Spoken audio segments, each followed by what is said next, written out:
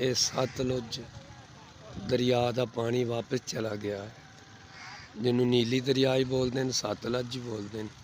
सतलुज दरिया वापस पानी चला गया है। आ किते किते पानी खड़ा है अगे बस थोड़ा थोड़ा जिते नीवी थां सी उत्ते पानी खड़ा है। आ दुनिया में को वापस जा रही है, वापस अपने अपने घरों में जा रही है दुनिया में।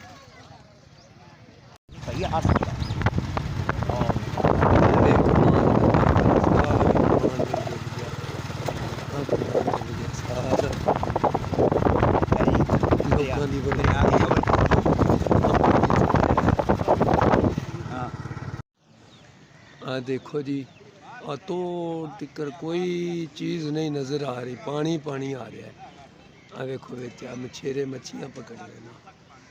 आ देखो आ देखो आ दुनिया वेखना ही खड़ी है, सारा हाल फिकर पानी होर आ रहा है पिछू, बड़ा पानी आ रहा है, पानी बहुत आ रहा है,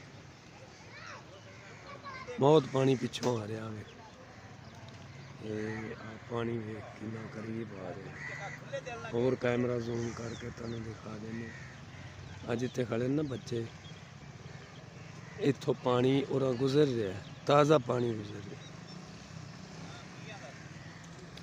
है। रेस्क्यू वाले की वेखो बेड़ी विच लई फिरदे ने, इन्ना पानी आ गया इत्थे जो बेड़ियां इत्थे तरन हो गई हैं। रेस्क्यू वाले आ गया, वो वापस चले जाएंगे, वापस जा रहे हैं वापस।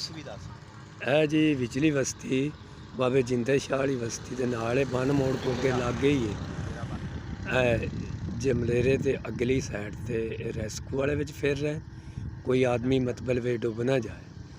आ वेखो सारे रुख विच डिगे पे ना, आ रुख विच डिग गए, सारा पानी पानी वेखो अगे। ये अगली साइड ते असीं गए खड़े हैं।